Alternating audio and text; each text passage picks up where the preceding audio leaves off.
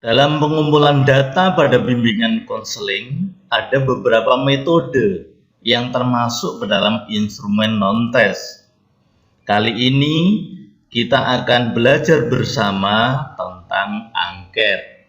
Angket atau kuesioner adalah metode pengumpulan data yang dilakukan dengan memberikan serangkaian pernyataan atau pernyataan tertulis yang diajukan kepada responden untuk memperoleh jawaban secara tertulis pula. Namun, dalam angket ini juga ada kelebihan dan kekurangannya. Kelebihannya adalah dalam hal waktu, biaya, tenaga lebih efisien. Dapat mengumpulkan sejumlah data sekaligus dari sejumlah responden. Relatif lebih cepat, dapat mengungkap data yang memerlukan pemikiran dan bukan jawaban spontan, dapat mengungkap keterangan yang bersifat pribadi dan tidak diberikan secara langsung. Namun kekurangannya, angket harus mensyaratkan kecakapan membaca dan menulis, tidak mampu mengungkap unsur-unsur kejiwaan yang ditampilkan secara fisiologis, tidak dapat diklarifikasi secara mudah dan cepat, tidak dapat menjaring data sebenarnya jika petunjuk pengisian tidak jelas, tidak dapat diketahui bahwa responden sungguh-sungguh di dalam mengisi angket atau tidak. Bentuk-bentuk angket, kalau menurut subjek responden, angket terbagi menjadi dua. Ada angket langsung, ada angket tidak langsung. Angket langsung adalah angket yang bertujuan mengumpulkan data tentang seseorang dengan menyampaikan angket secara langsung kepada responden. Sedangkan angket tidak langsung, angket yang bertujuan mengumpulkan data tentang seseorang tetapi dalam menyampaikan angket kepada orang lain untuk menanggapinya. Kalau dilihat dari strukturnya, angket terbagi dua, angket berstruktur, angket tidak berstruktur. Angket berstruktur adalah angket yang berisi pertanyaan beserta jawabannya, sehingga responden tinggal memilih atau menyatakan dengan jelas, singkat, dan konkret. Kalau angket tidak berstruktur adalah angket yang berisi pernyataan yang menghendaki jawaban yang bebas dengan uraian yang panjang dan lebar dari responden.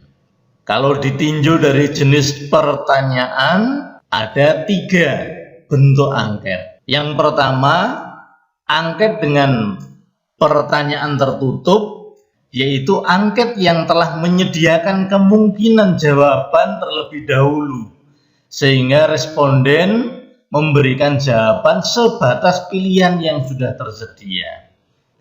Yang kedua, angket dengan pertanyaan terbuka, yaitu angket yang tidak menyediakan kemungkinan jawaban terlebih dahulu, sehingga responden bebas memberikan jawaban. Yang ketiga, angket dengan bentuk kombinasi terbuka dan tertutup. Jika jawaban sudah ditentukan, kemudian disusul dengan pertanyaan terbuka. Kalau dilihat dari bentuk jawabannya, angket terbagi menjadi 4. 1. Angket dengan jawaban tabuler. Respon diminta menjawab dengan mengisi kolom-kolom pada tabel yang sudah tersedia. Yang kedua, angket dengan bentuk jawaban berskala. Jika jawaban pilihan dikategorikan skala bertingkat, dan responden dapat memilih tingkatan tersebut sesuai kecenderungan tingkat sikap dan kondisinya. Yang ketiga, Angket dengan bentuk jawaban dengan cek jika responden hanya memilih salah satu jawaban dan jenis pilihan yang ada dikategorikan pilihan ganda. Yang keempat, angket dengan bentuk jawaban kategorikal. Responden memilih salah satu jawaban dan jenis pilihan jawaban dikategorikan jawaban benar atau salah.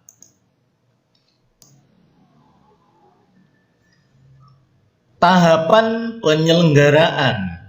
Yang pertama, tahapan persiapan, yaitu memerinci variabel, indikator, penyusunan item pertanyaan, menetapkan model jawaban, dan mengembangkan angket.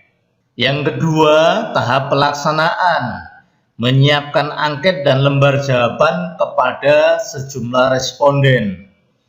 Yang ketiga, tahap analisis dan hasil, penyekoran jawaban, pengelompokan setiap variabel, kesimpulan, dan penginterpretasian. Kalau dilihat dari jenis pertanyaan angket, ada 4 jenis pertanyaan. Yang pertama, pertanyaan fakta, mencakup umur, pendidikan, agama, alamat, nama, kelas, dan lain-lain. Yang kedua, pertanyaan tentang pendapat atau sikap, yaitu yang mencakup tentang perasaan dan sikap responden terhadap sesuatu. Yang ketiga, pertanyaan tentang informasi, yaitu yang mencakup apa yang diketahui oleh responden dan sejauh mana responden mengetahui hal tersebut. Yang keempat, pertanyaan tentang persepsi diri, yaitu mencakup penilaian responden terhadap perilakunya sendiri dalam hubungannya dengan orang lain. Terima kasih.